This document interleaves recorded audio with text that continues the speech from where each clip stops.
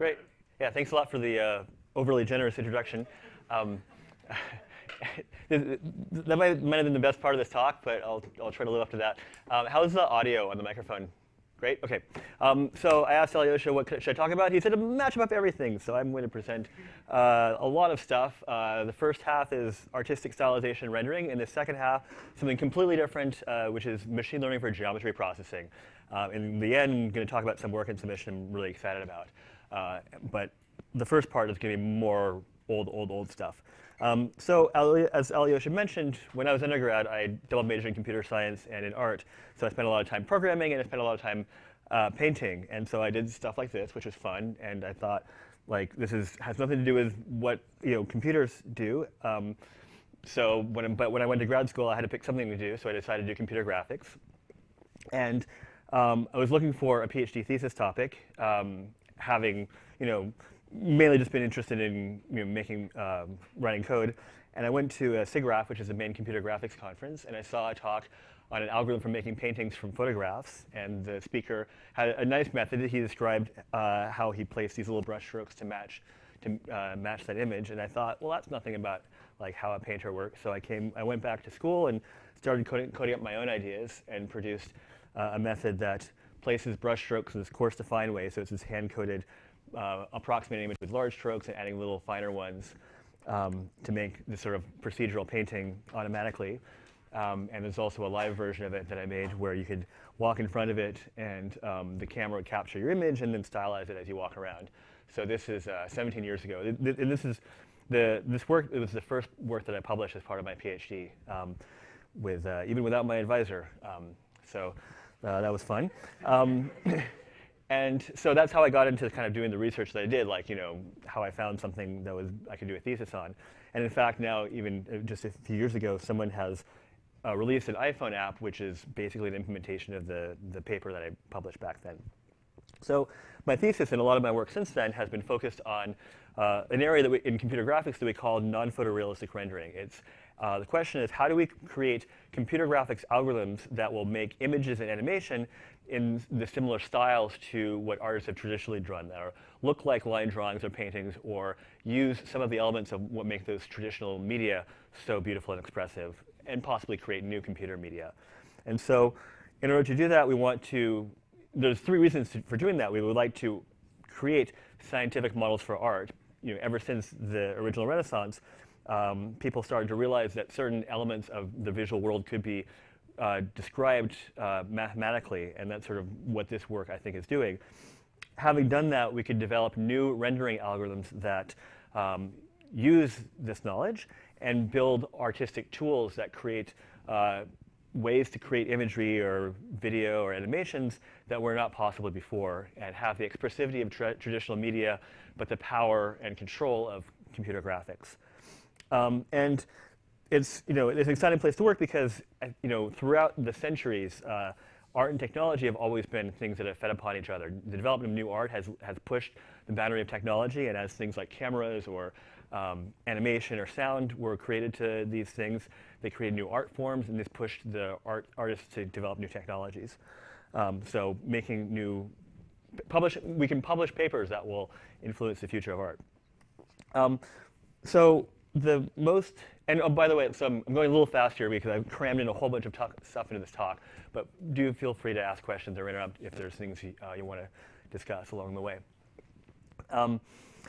So the most direct way to think about how do we describe what artists do is to look at 3D non-photorealistic rendering. So we start with a 3D geometry. We can describe mathematically sets of curves in the surface. So the occluding contours, for example, are a set of points where the view direction goes at a grazing angle to the surface. And I can point you to papers if you want to see more about what that means. Having computed these curves and determined their topology, we can then stylize them with some procedural, something that adds like some artistic little squiggles to it. This 3D non-photorealistic rendering is actually the oldest kind of computer graphics. It goes back to this paper at least by Ruth Weiss in the 1960s. And so there's been a lot of development since then, such as there's this notion called suggestive contours, which is one of my my favorite paper probably in all of computer graphics, where they describe mathematically this additional set of curves that you see on the right here, that like there's a very simple mathematical principle behind it, and it produces these curves that really look like line drawings. And so there's been some nice studies that people have done to show that these curves capture about 80% of what real artists do. And there's no machine learning here yet, by the way. This is just like people writing down simple formulas and trying to use them as explanations for a visual phenomenon. Having done that, there's been a variety of procedural methods people have designed for, like, here's some code I write that will take those curves and make nice pictures out of them.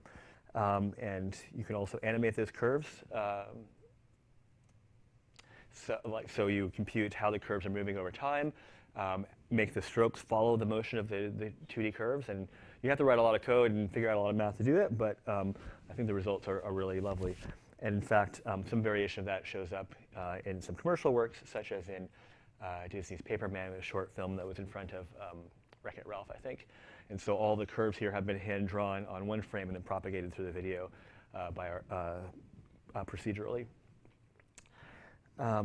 So all of these things I've described are procedural methods. That is, you think really hard about what is the mathematical description of what our artists are doing, or add tools for artists to draw the curves that they want. And so this is what people have been doing for computer graphics for a long time now. And it produces results, I think, that are very lovely and very controllable. Like, you know exactly what the algorithm is doing because you wrote the code for it. But on the other hand, it can be hard to design styles. It's hard to, like, write down the code that says, like, make a painting that looks like a Van Gogh. Like, that's not that easy to figure out how to do. And also, a lot of the code for these things ends up being fairly complex. So given the context of this talk, you might think, well, can we learn these models from data? Or, like, how can we describe from data artistic style? And to answer that question, actually, we can go back to a question that might seem a little bit different. And it's a classic problem in computer vision and visual perception from decades ago of what is texture. So in other words, when you see a picture like this, you can probably figure out what the surface is. And it's not because you've ever seen this before or this particular pattern, but something about the statistics of this image communicate to you, you can basically recognize it somehow from the statistics. And the same for all of these. They're probably all highly recognizable, even though you've never seen these individual patterns before. So what is it in the statistics of these pixels that tell you what you're looking at? So this is something like, like I said, people have, like, looked at for decades in visual vision and perception. The earliest models, so what's the simplest way you can model the statistics of an image? People looked at just pairwise histograms of gray levels in images of, is this pixel a dark pixel likely to be next to a dark pixel? Obviously, that's not very robust to changes in lighting and stuff like that, or large-scale structures. And so people started to look at higher order statistics. So there's a classic paper by Portilla and Simoncelli in 2000 where they compute oriented derivative filters of the image and then compute essentially co-occurrence histogram statistics of these filters. So in other words, do large horizontal edges tend to co-occur with other kind of horizontal edges, or do curved edges tend to be near other curved edges?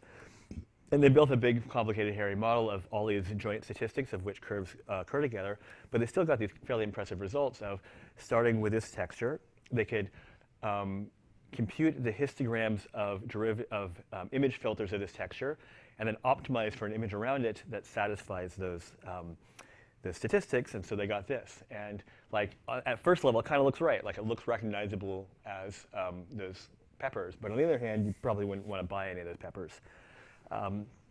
So that kind of, like, notion of statistical modeling of filter responses kind of, like, reached a dead end at the point. Like this just seemed too difficult to make it work well.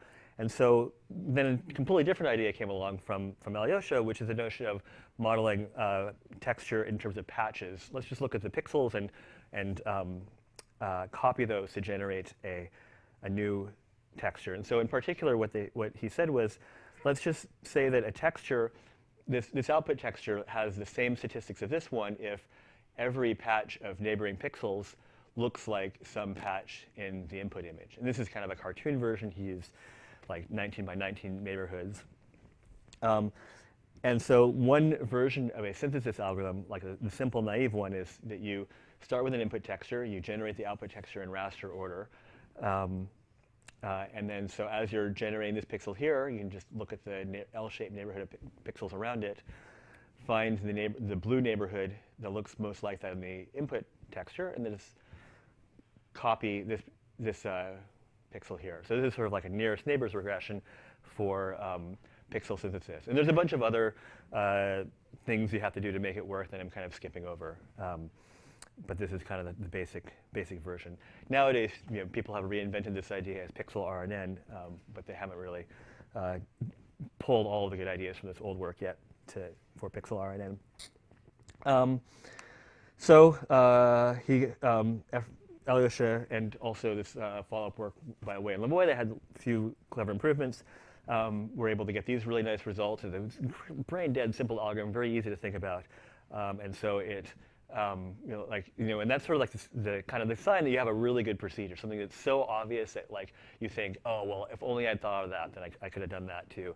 And then everyone starts using it, and it just works really well. So I saw that and I thought I could use that for curve stylization. So instead of having to like write procedures for or draw all those individual curves myself for when stylizing an animated 3D model, I could do that by example. And so, so I started to think about, suppose I've drawn the strokes over that blue silhouette rotoscoped in one frame of video, and I've drawn the thing on the upper right, and now I have the next frame. How would I generate the strokes to stylize the silhouette of that person? And I thought, well, I could use the same kind of thing, but I could do it by example. And then I realized, well, if I'm doing this solving this problem for curves, I could do the same thing for images. So I was thinking in terms of the patch-based texture synthesis. So I thought, so that gave me the idea to do the same thing for images that I've been trying to solve for curves. So long story short, I formulated this problem that called image analogies, which is to solve the analogy A is to A prime as B is to B prime in this example. Or as another way of thinking about it is just processing images by example. So you have an example training before and after, and we want to essentially learn that transform and apply it to a new image.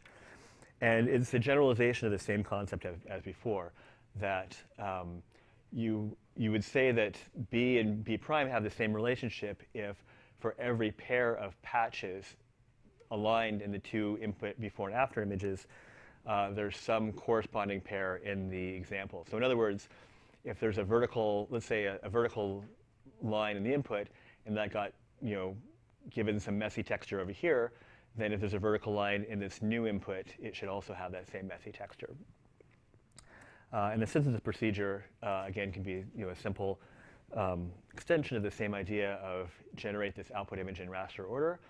For each output pixel, find its corresponding neighborhood, both in the generated image and in the target. Search in the exemplar to find the best patch, or search in the AA prime pair of images to find the pair of neighborhoods that best match that, and then transfer the center pixel over. And again, I'm glossing over some details that I don't think worth focusing on because there are since then better algorithms.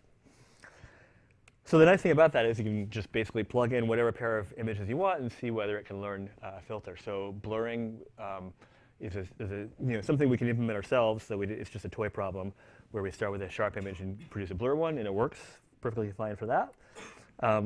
We can do a super resolution where we have examples of very similar texture, and we add detail to an image. Again, this is now there are better deep methods for this problem. Technically, most of these methods have been improved upon, but really, like the innovation here, I would argue, is the notion of learning filters from examples.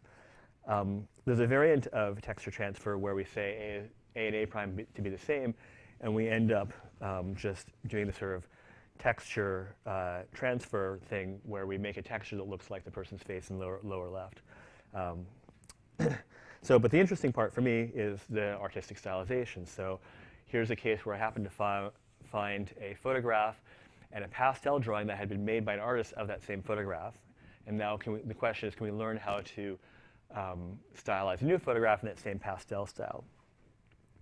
And in this instance, there's a complication which is that the colors in the two images are completely different. They're in different color spaces. And so if we were looking at this yellow-green patch on the ground here, there aren't any patches in this image that have those same yellow-green colors, so we wouldn't find very good examples. So in order to make it work, what we can do is work in a different color space. If we take the input image and split it into luminance and color channels, then it turns out that most of the information is in the luminance domain. So like if we were to blur the luminance channel, if we blur the color channels here and reconstruct the image, it looks basically the same. If you zoom in, you might see a little bit of like feathering of the colors, but for the most part, the difference is hard to tell. Whereas if you blur the luminance channel and keep the color channels unchanged, then it totally changes the image. So the point is that we can do all of our operations in the luminance channel and not touch the color channels.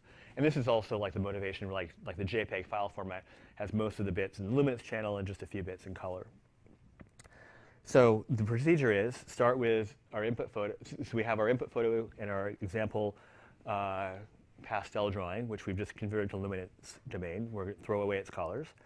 We split the input image into luminance domain, do the texture transfer in the luminance domain, and then combine that with the colors of the input colors to produce the output image. And that looks like this.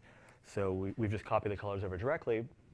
And so, I think it kind of achieves the stylization goals of producing an image that represents the original photographic scene, but still has the visible abstraction of visible pastel strokes and paper texture.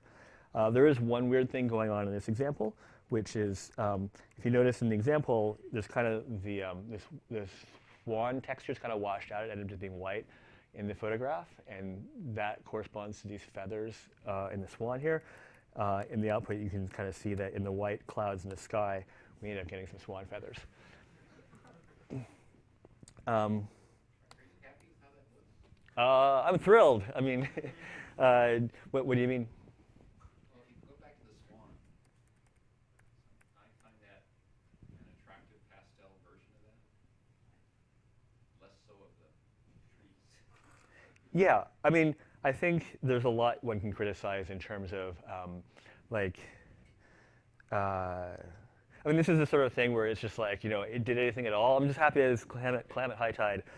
Certainly, you zoom in close, okay, the fine scale detail is captured really well and depicted in lots of detail. There's a lot of nuance and structure here that is not captured in the output. It's still perfectly fine pastel drawing. Yeah, it's better than nothing.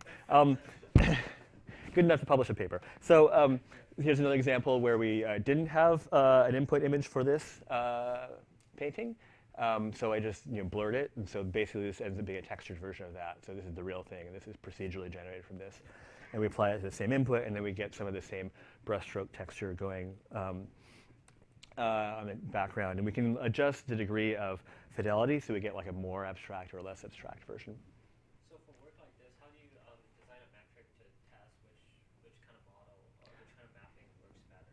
So the great thing about doing something no one's ever done before is that the bar for evaluation is not that high. It's really hard, I think, to evaluate this kind of work because it's not something that's very quantitatively, doesn't really lend itself to quantitative evaluation. So if you can show, here's a thing that no one else could do, and reviewers say, hey, it looks pretty, then that's good. I think when things are really start to get into fine details, it's just harder to do research in that area. You can do sometimes people do crowdsourced evaluation, ask people which of these is a better painting or which one better captures some artistic intent. And I feel like once you're getting to that level of evaluation, I'm not sure I want to be doing that work. Yeah, but those are hard questions.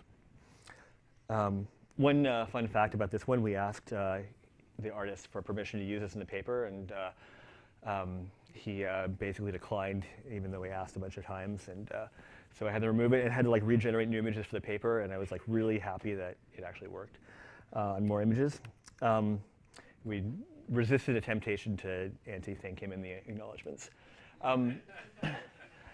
So here's a line drawing. Also, the before image is just a kind of a blur of the example A prime. Apply it to the butterfly, we get the hatchy butterfly. Another thing we can do with this same algorithm is learn to generate sort of like author new textures. So in this case, like while we were doing this work, you know how like when you get really deep in a problem, suddenly everything you see in the world is that problem. In this case, I've been working on this project for a while, and I walked into my friend's office, and he had this picture on the wall. I'm like, oh, texture synthesis. So I drew this sketch for it. So here's the before and after. And essentially what this is a guidance channel that says, use trail texture in the white regions and bushes in the black regions.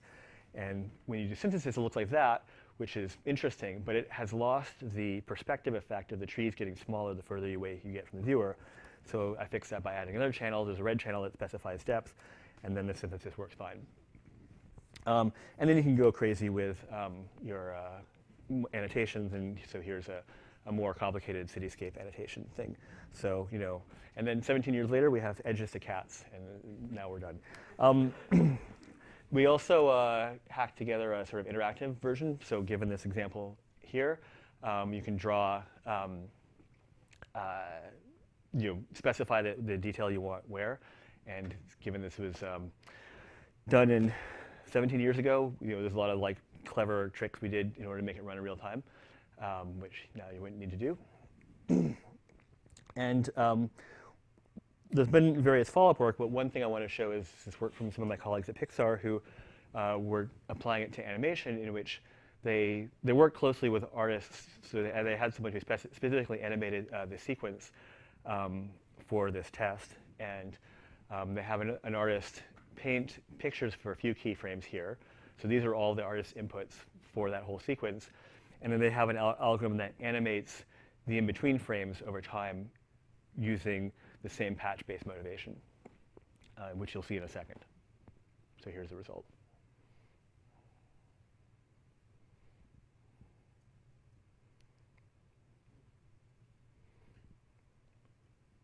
And they have more examples composited on a background.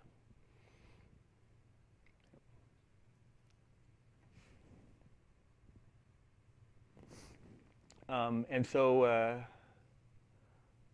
and if you have, by the way, if you want to find any of these papers and you're having trouble, I'm happy to point you to links to them. So one of the background readings I gave for this talk is this paper called Style It by some of my colleagues at Adobe and also CTU in Prague. And so the reason I provided this paper is that I think the actual algorithm here is the best image analogies procedure. So there's a bunch of things that we didn't have in the original work, graph cut and patch match, and some clever ways to rebalance distributions of which patches are more likely. And so they have really beautiful results as a result of that. Excuse me. So if I was going to implement image analogies today, I would use their code. OK, so that's the patch-based view of things. Now, as I mentioned before, there's these statistical approaches to texture that kind of like hit a dead end in 17 years ago, and suddenly now they're back. So there's this notion of neural texture that my colleagues Leon Gattis and his advisor thought, what if we could measure, going back to the idea of modeling textures with statistics of filters, neural networks of images are essentially image filters. Can we model image textures in terms of neural network filter statistics? So in other words, they take images such as the one on the left here, compute all of the neural network statistics, compute co-occurrences of which image filters activate where, and then optimize for new images that have the same statistics, and then produce these images on the right. And it's pretty amazing that I don't think a patch-based method would have done this. And especially that the images here have a bit more structure in them that the patch-based methods, I don't see that they would have made such nice images from these inputs. So Leon and his co-authors thought, hey, maybe we could also apply this neural stylization to stylization in the same way as the work I just showed you. And so they came up with this method called neural style transfer, which you've probably seen, in which they start with a photograph and a painting. They compute neural network activations for the photograph and neural network activation co-occurrence statistics, and they solve for an image that tries to match both of those. And they produce these results that I just find totally amazing. That there's a very simple algorithm in their paper, and I don't think the image analysis algorithm would have been able to do this, given my attempts to do Van Gogh with swirly patterns before. It just seems incredibly flexible and really good at satisfying both of these goals of having nice brush strokes that move around in nice ways while also preserving the structures of this source image. And since then, variants of this are implemented in Prisma and Dreamscape, and Facebook has announced that they're going to ship it soon. Fuse. So at the point we have, I've described sort of broadly three approaches to creating stylistic imagery. There's procedural methods where you just hand code the thing you want. There's patch-based, example-based methods that work well in some cases, but I don't think they're as flexible in some ways as the neural methods. And the neural methods that so far have these really beautiful results, but they don't provide any control whatsoever. You put an image in and you hope for the best. So one of the I think current research challenges is try to get the best of each of these areas in new methods. And so one thing that we've recently done, I'll just show as one example of this is a paper that we're going to be presenting at CVPR this year, is some different ideas around adding control to neural stylization. So you have a little bit more flexibility to produce the output you want. So, well, I should say CVPR now, not archive. So an example is if you want to stylize the photograph on the left with the Van Gogh on the right, if you just take this photograph and use his previous method to stylize it, you get this. So, it has the style of the painting in that, it's the same colors and the same light streaks in the water, but it's hard to imagine that Van Gogh would have painted this, had he been in this location. He would have probably preserved the colors more. So the first thing we did is just simply do the same thing I described for image analogies, which is separate the photograph into its color and luminance channels, do Leon's neural stylization on the luminance domain to produce a texture, and then recombine, and we get this. So here we get the texture of the Van Gogh and the colors of the original. And it loses, it can lose the coherence of strokes that in many painting styles that you might have a single yellow stroke, and here color can kind of move independently from the stroke shapes. But it preserves the structure. We actually did experiment with some other variants that preserve color in some ways. But I think there's still more work to be done here to figure out. So maybe Van Gogh would have stylized the colors in some more interesting way than what we've done here. But it shows I think this is a lot better than the previous approach. One thing we've looked at a little bit, although we haven't really solved the problem, is stylizing different styles for different parts of images. So if you directly just run his method to stylize that house on the top with the example on the bottom, you produce this, which looks pretty good for the house, but we get a lot of building texture in the clouds, which doesn't look that great. So if instead we can mask out the images and tell it to only use building texture on the buildings, and specify, only use cloud texture in the sky, then we get this result, which I would argue looks a little bit nicer. I think there's still some, there's open questions here, where do you get the masks from, and how do you make all these choices well? But this shows that there's more degrees of freedom here that people should be looking at. You can also modify the choice of sky texture. Here's a different Van Gogh, and then we can get, a more, Van Gogh-y sky if you want your house to look more like an acid trip. So another problem statement is neural style for animation. And this is a case where people have, there's been a few publications on it, but I think they all look terrible. So this is basically an approach in which you say, I want every image to have the same statistics as the example, and you also want the pixels to move according to the optical flow of the original video. And to me, this looks like people are just covered in dirt. It doesn't look like the way people animate paintings. And so this is, I think, a completely interesting open area. So this is the end of the first half of my talk, and I have a whole other talk to present. Or let's say first 2/3 of my presentation. So I guess the main thing I want to say here is like there's all this beautiful stuff we can do, and there's still a lot of incredibly interesting open problems to work on. Just like what is the right interface for authoring images and authoring styles? None of this stuff works with large data sets or gives very detailed control over like I want the same thing but with thicker edges. Applying it to animation, making it work fast. Most of the methods, all the things I showed here are extremely slow. And just hopefully at that point getting to the scientific questions of like what is style and what makes visual art look the way it does. Are there any questions now before I move on to the next topic? Yep. So for training the neural networks to reuse the styles, how large are data sets typically? Is it just one image? Like, and how does that fit into the neural network framework that usually requires lots of data? So there's not actually a short answer to that question. The neural stylization method doesn't actually involve any training. It is actually uses pre-trained networks. In the slides I have better slides elsewhere. But basically, in the neural style transfer, you take a pre-trained network, extract features from it, compute statistics of those features, and then do a big expensive optimization to produce the output image. So there's no training procedure per se, but the synthesis process can take 10 minutes or hours depending on the output size. And actually in our CVPR paper we have some ways to speed that up, but it still can take a long time. And it's ImageNet that is used for. Yeah, the VGG ImageNet. Now then there's also these fast feed-forward methods that I kind of alluded to, and you need a better way to navigate. It's like Prisma, and those are training from. There's a couple of different ways they're trained. The data sets are not. It's not. They don't use big data sets. You can often just train from a single style because they are essentially trained to approximate the algorithm I just described. So they don't involve big data sets. I don't know the timing, but it's it's training a 5-layer neural network, so it'd take a day maybe. Did that answer your question? Yes. Yeah. But these methods don't look nearly as good.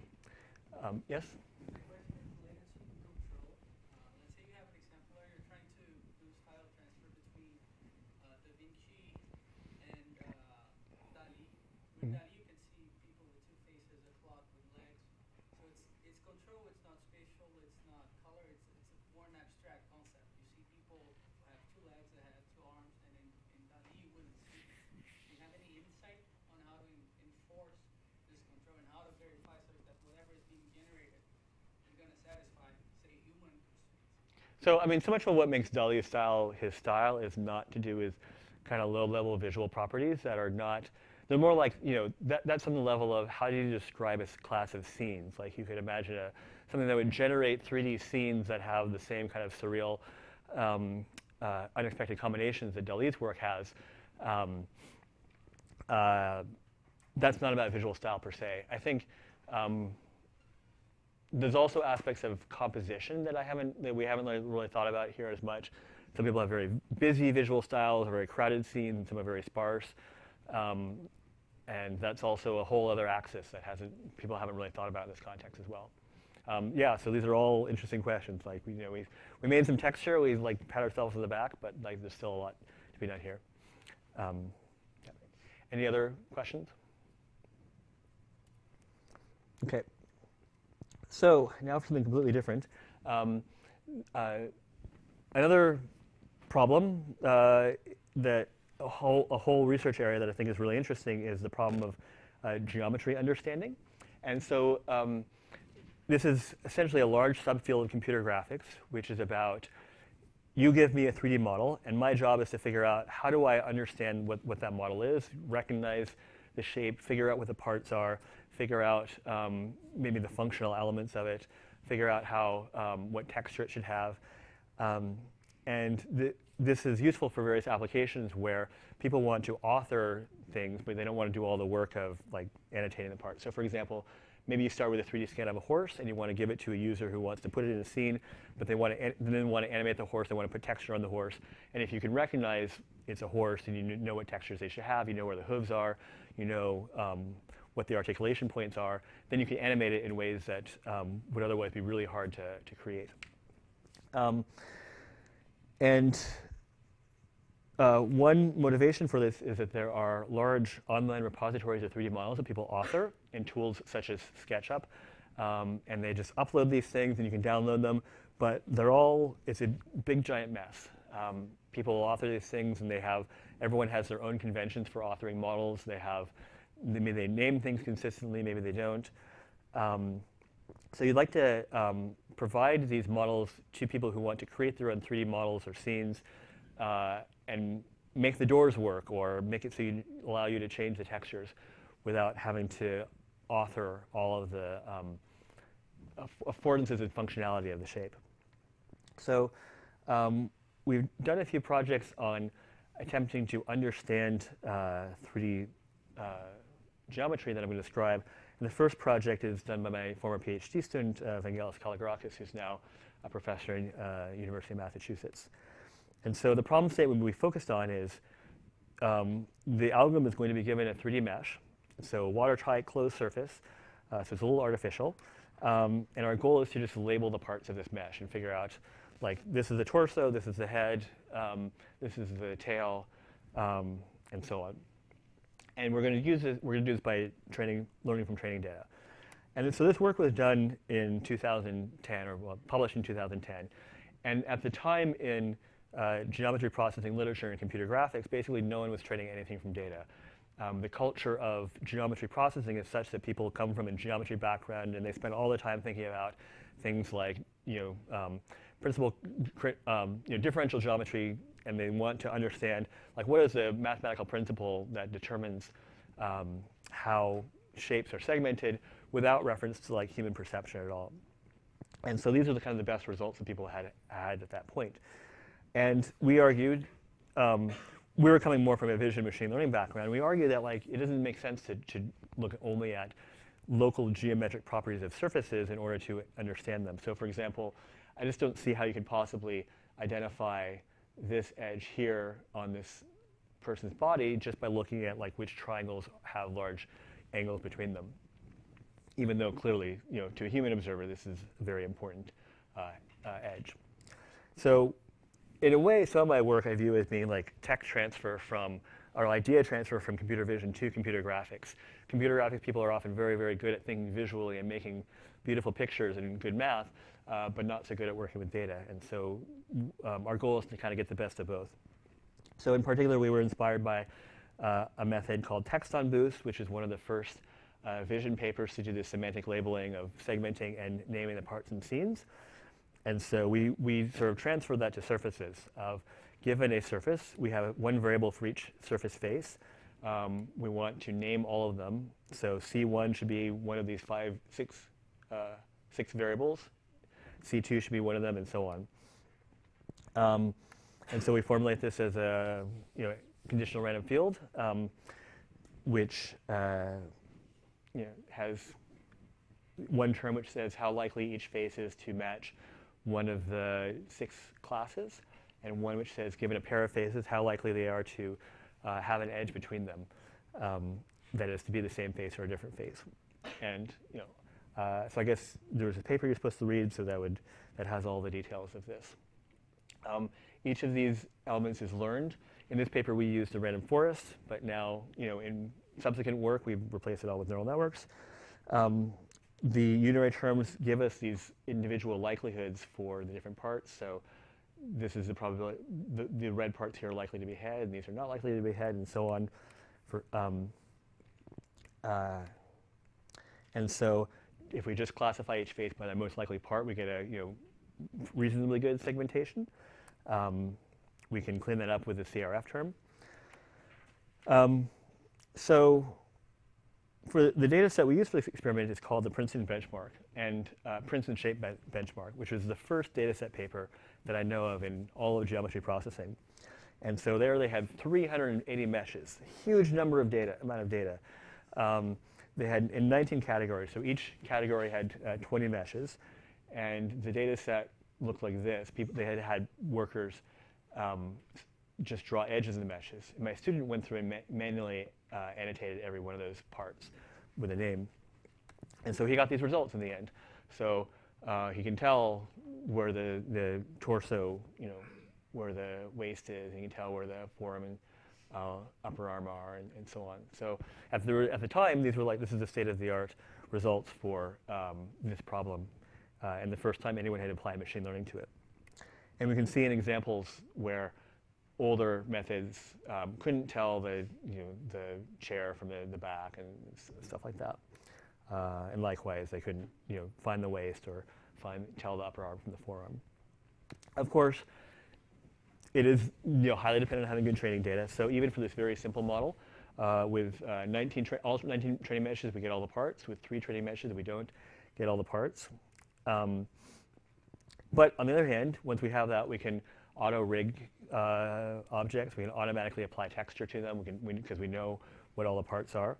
And actually, there's a version of this now implemented in this Adobe product called Project Felix, which is a 3D modeling tool for designers. So it's a tool for 3D modeling for people who don't know 3D. And so there's a magic wand tool that helps you just automatically mark out different parts of the surface of which texture they are. And that uses the stuff I just described. So that's that method. Now, the obvious next question to ask is, well, given that it's now 2017, can you use neural networks instead? And you would not be the first person to ask that question. A lot of people, there's a lot of activity in this area. A lot of people are trying to figure that out. It's not obvious because it's not clear, like, what's the best way to define a patch or a receptive field for convolution on a surface. Is it aligned with the world coordinates? Is it aligned with its local surface geometry? What do you do when surfaces are separated? Many real-world 3D objects are modeled with a bunch of different planes floating in space that are not connected to each other. So there's a lot of activity in this area going on right now. And I expect to be much better after the SIGGRAPH review deadline in a week. Still working on it. So then the other axis that I want to talk more about is, where do we get the data? So this is a place where people have not worked that much on getting good data sets. So the Princeton shape benchmark. There's something called COSEG, which is a little bit bigger. There are also a bunch of 3D scan data sets, but they either don't have labels or they're only like these kind of interior scenes, like people's living rooms that are a very limited class of scenes. So for this kind of segmentation problem, the best data set is this paper that I also put in the background material. This is by a PhD student at Stanford, Eric Yee, and some of my colleagues at Adobe. And they built this very elaborate active learning pipeline for crowdsourcing. So they got 16 categories, 32,000 models labeled in a budget of 100 human hours. So in terms of crowdsourcing budgets, that's not so bad. But when you look in detail at some of these surfaces, like, they're not really getting very fine scale. There's not a lot of classes. They have keyboard or not keyboard, or for like for the car here, whoops, they have 3 different parts: wheels, roof, and hood, which doesn't seem like, there's a lot more parts going on in the car than just those 3 elements, and you really want to know what they are in order to apply texture or add functional control handles to it.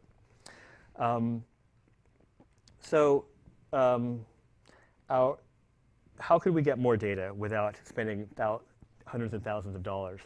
And actually, so I should say, like, the trick is not just getting the workers to do the labeling, but also what are the right parts, and how do you identify what people should be labeling?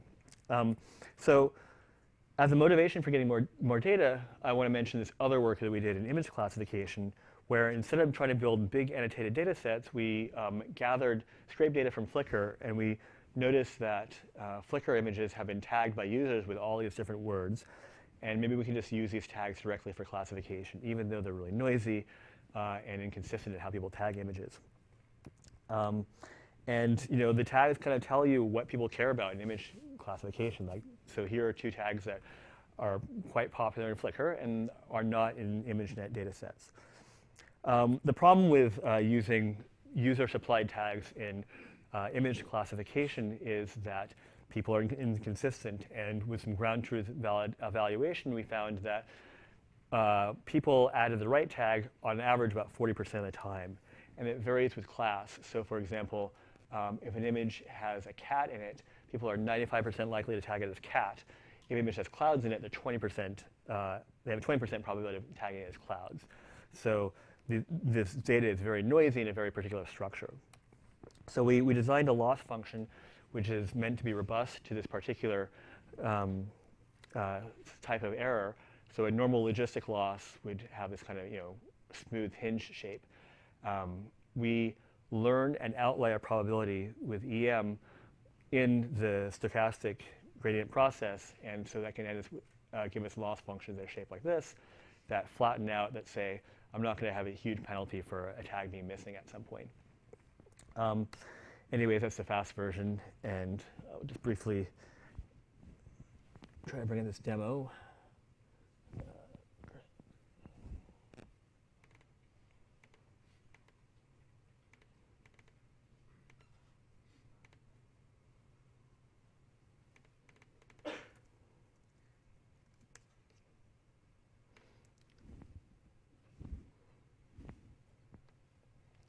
So this is a web page we have that shows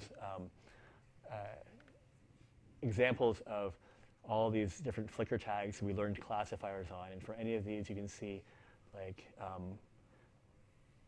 you just pick one. A California classifier that we learned, I think it has like coast rays and pelicans. And so this is what apparently defines California. Maybe some more. Flower classifier is a little less surprising. Picture the flowers. So the point is, we can, if we model the structure of the noise in user-supplied image data, we can learn good classifiers from it.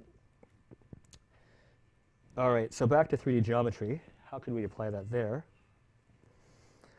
So this is some new work we've done with Eric. This was an internship at Adobe last summer, together with myself and Ursa Neumer and Vova Kim.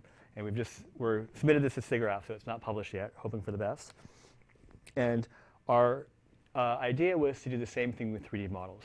So given these large online 3D model repositories, can we learn the structure of 3D objects?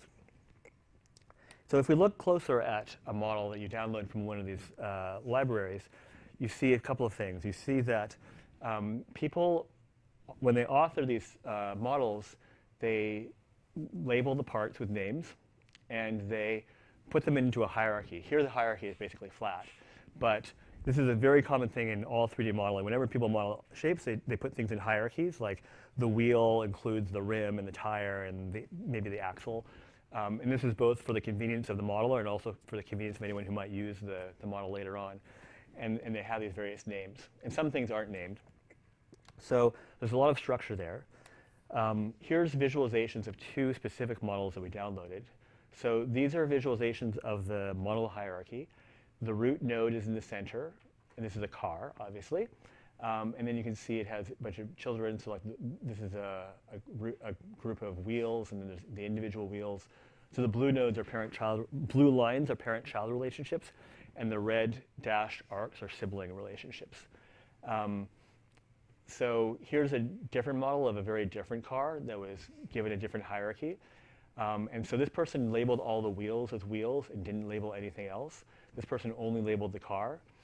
And here the wheels are broken down into a lot more parts than they are over here. Here are two other car hierarchies. Yes? So everything must have some label. How are you distinguishing? Are they just English word labels? Well, actually, sometimes they're just given like, part one, part two. Like they're not named. So they might have like just default names that came from the program. So people, they don't necessarily have labels. So you're filtering those out. Yeah. So there's a pre-processing step in which this is after the pre-processing, where we built a dictionary of all the commonly used terms, and like if the I have a slide for this, but I'll just tell you now. So like if they say like front right wheel, that just becomes wheel, and if they say rueda, which is Spanish for wheel, we just turn that into wheel. And it's possible that some more sophisticated language analysis would do a better job. But this part, that pre-processing is easy to do by hand. So anyway, so two more examples. Here the hierarchy is mostly flat, so all of the parts have just been made child of the car. And yeah, this is just a different hierarchy in a different way. So we want to learn what are the parts for cars, or for some other class besides cars, we want to learn the parts there. We want to learn what are the names, what is the vocabulary of parts, and some of those are things we've seen names for. There's some things we haven't seen any names in the data set, like axles, or there's some like bolts that never get named. And we also want to learn constraints in the hierarchy, like the wheel is never going to be the child of the side view mirror, which provides constraints on segmentation. But our data is also messy because different people have different hierarchies and different people have subdivided the surface into finer grained or coarser segmentations.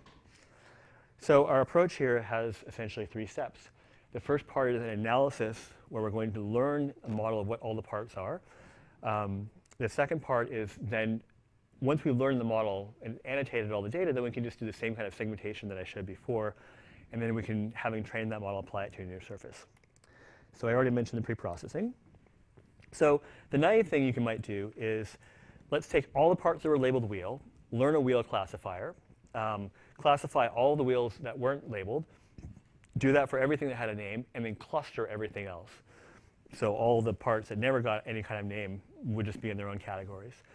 And the problem with that is that the positive labels are often very sparse. So 18% of the cars have something called a wheel, even though they basically all have wheels.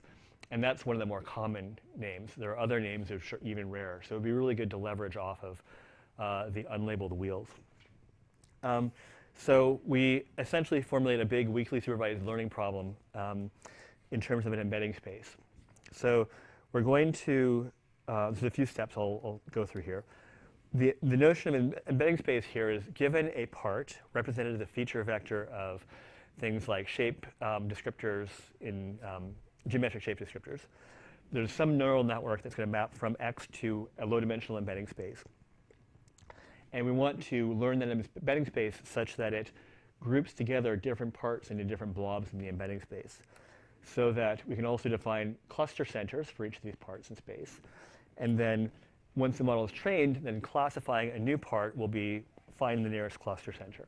So for example, if there's a cluster center over here, it would be tagged with whatever all of the parts are, some kind of rim or wheel or whatever. And then you can just give it a new part that maps near this cluster. You would call it that same part. So I'm almost out of time, so I'm not going to explain the whole optimization or formulation. But essentially, we're doing a great big joint optimization to solve for the embedding, the cluster centers, the labeling of which part is which, and also some constraints on the hierarchy. And we do it based on a bunch of objective terms that capture observations such as geometrically similar parts should be nearby each other. Parts with the same tag should be nearby each other. Parts that match our current hierarchical model are more likely to, if we see that wheels don't tend to be children of dashboards, then something which is a child of a dashboard is probably not a wheel, and so on. And if the paper is accepted, you can read more about it. Yes? What's your metric for geometric similarity? It's distance in the feature space, in the feature vector space, which is just like a hand-designed feature vector, and it's just L2 norm. So it's not a very perceptual metric. One thing that comes out of this optimization is this inferred canonical hierarchy. So this essentially provides constraints. So every time there's a wheel in the model, it should be the child of the car. And every tire should be child of the wheel. We would never allow a tire to be child of the car, but we would allow a model to have multiple wheels. This also includes anonymous clusters, so there are parts that never got named. And so here are a few examples of clusters that were inferred from the data set for the airplane class that were not viewed. So these are all parts that never had names in the data set, even though I think they do have real names in airplanes. And this is the tail cluster and the engine. Those were named in the data. So here's an example of the labeling that we infer for part of the training set. So the black annotations came with the data. So this was labeled wheel, this was labeled wheel. But none of the red terms were given in the data.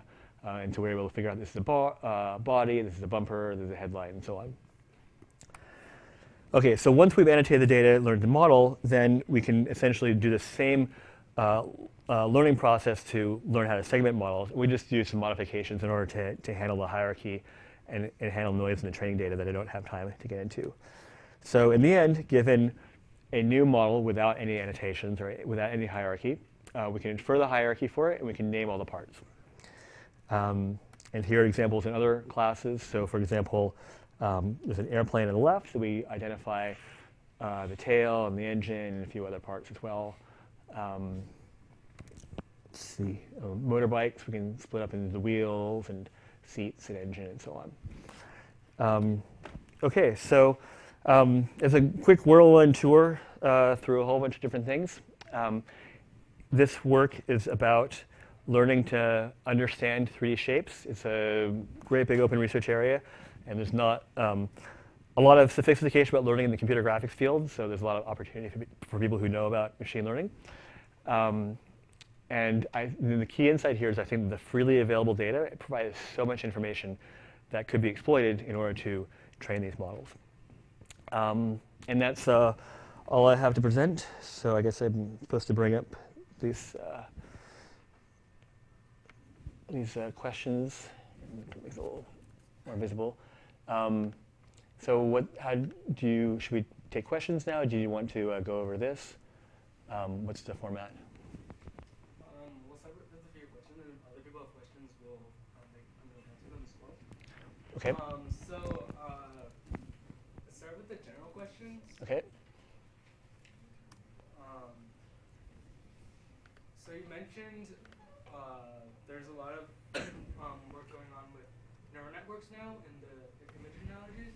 And I'm wondering, so the models in your work mostly involve parametric methods, such as CRF. What are, I guess, the current methods for using neural networks with like image analogies and that kind of stuff? Well, so there's this vast proliferation of different things going on right now.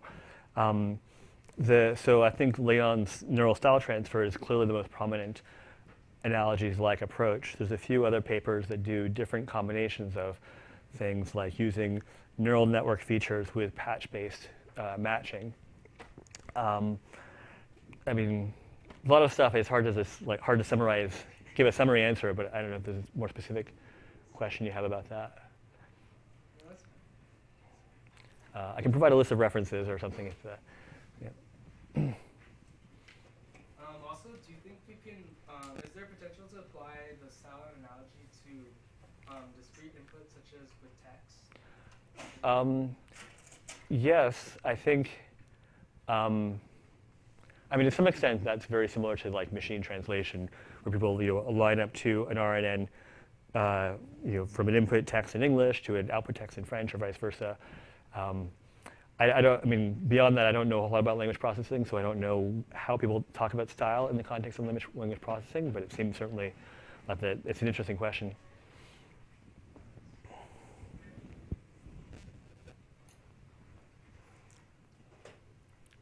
Another question, so for the image analogies again, some of the models for artistic stylization seem to learn well from like a small number of training examples. This kind of makes sense because the style should be expressed in the artwork.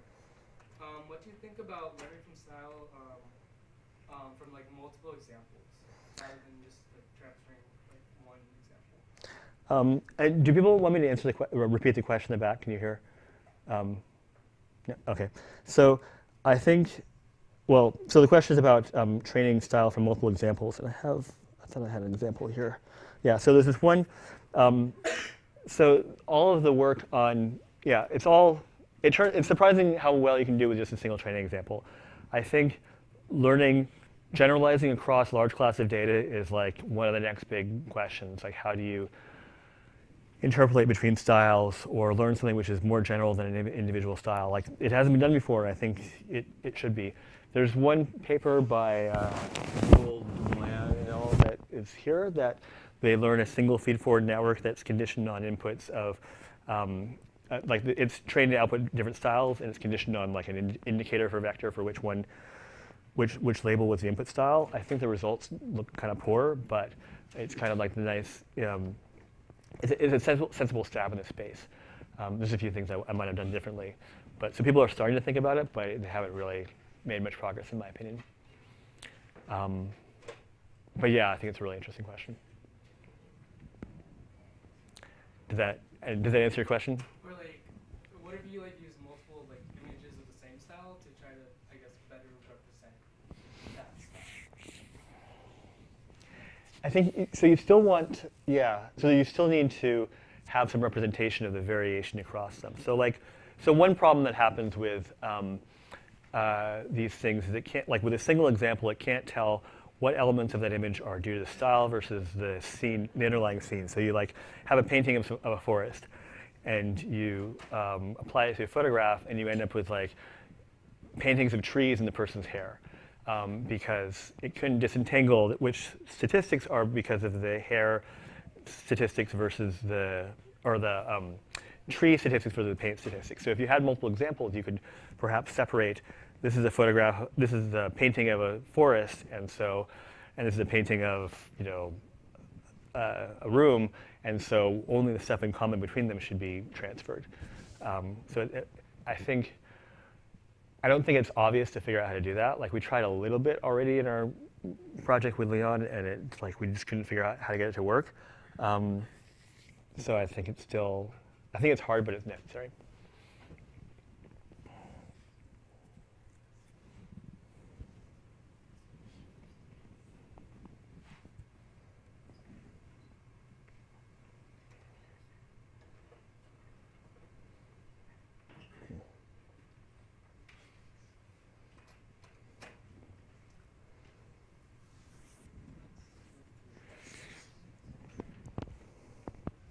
So moving on to more questions about image analogies.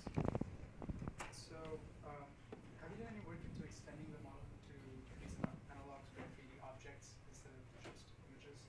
What do you think are the biggest challenges? So I haven't, but the Style It paper is, I think, the best work on stylizing 3D models. There's also been papers on applying it to generate texture over the surface as well. So like you have an example where the 3D model has been textured and you want to apply that texture. I did a little work on texture synthesis on surfaces. It's a sensible thing to do. So could these image analogy techniques be used as additional images for training a neural network? And do you think like there is any benefit in doing that? I don't see what the benefit would be. I mean, both the neural style and analogies are both two different theories about like what makes texture, and I don't see why you'd mix them together. Yeah, not off the top of my head, I don't see why. Sorry, you have a question? Yeah, so in your image analogies presentation, you talked a little bit about like recent work about video analogies, which you said it didn't look very good, right? So I'm curious if like there's something different, like intrinsically between doing like image statistics versus video statistics, or if it was just like a bad video and like they should have done like a different video or like a different filter. The challenge is to figure out how things should move and how you trade that off with the image statistics. And I have many slides related to that somewhere, which I may or may not be able to quickly find. Yeah, okay, so like, actually this one's crazy. Let's see if it's gonna come up. So there's, when you look at examples of how when people have hand-drawn things, or maybe it's not gonna come up.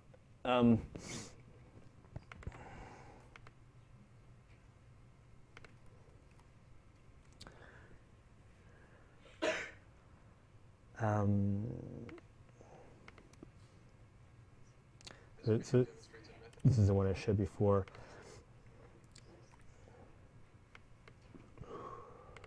So, I mean, the trick is to make it so that each frame looks like a painting, so it has the right statistics, or a drawing, or whatever, and to have the motion look right, that it doesn't look.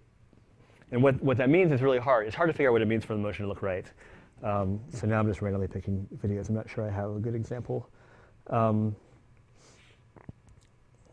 Well. So if you had treated each video frame as like an individual image, Well, so the problem with treating each frame individually is that it flickers a lot. It can look horrible. So this is an example. These frames are all hand painted by artists, and they like paint a frame, photograph it, and then modify parts of it. And so, like, it looks really good.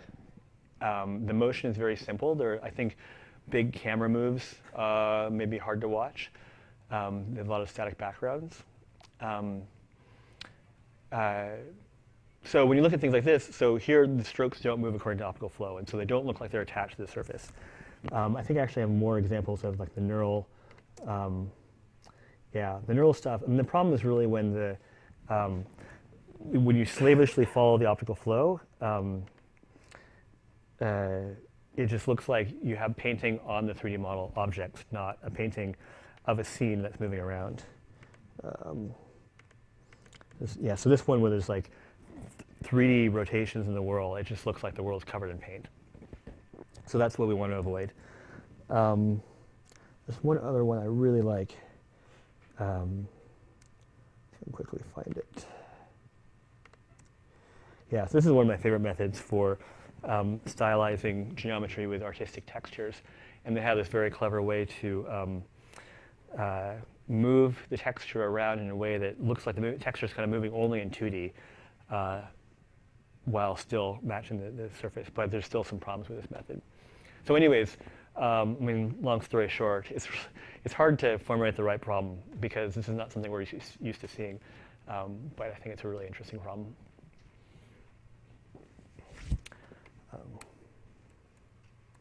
Any other questions?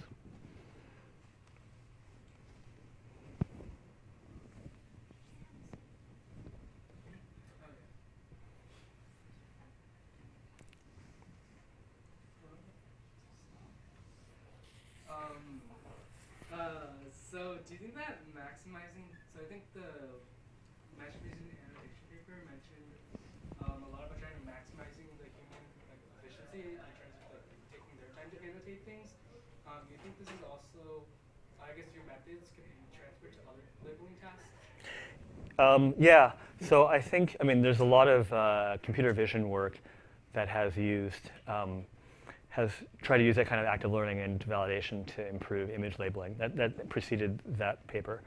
And there's like, if you read the original ImageNet, like they have a Kai paper on the way that they did the annotations is really, really clever. Like, so the part of the set of questions they ask is, like, you have a lot of design choice in which questions you ask who, and so there's kind of an AI problem to figure out the right order to ask who the right questions. There's a vision paper that formulates it as an MDP, and I think that there's still more work to be done that can just improve the efficiency of that process in any domain. So this is a question that's not so related to the lecture, but it relates to 2D, 3D. So now there's also a lot of work in deep learning where people try to essentially convert 2D into 3D models just using neural networks and so on. So can you comment on that? About the current progress and status and the future direction? I mean, exciting area, cool stuff. I don't have a lot, I think, to say about it. Are you talking about the work they do as from an RGB image to RGBD? Or they can actually get to generate either it's the voxels or usually I think it's the voxel model after 3D. Yeah, I mean, interesting area, and like there's some work from my colleagues at Adobe, like perspective projective, the generated network stuff. But I mean, I don't do you have a specific question about it. Like I haven't followed it very super closely. Yep. So I think that's it for the questions. Okay. If audience has any other questions. Are there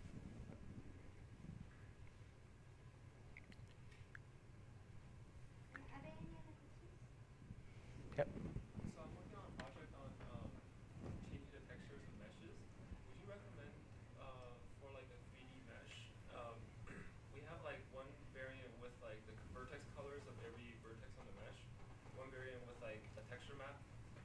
Would you recommend training on the texture map itself, which is a 2D data, or would you recommend training on the actual mesh?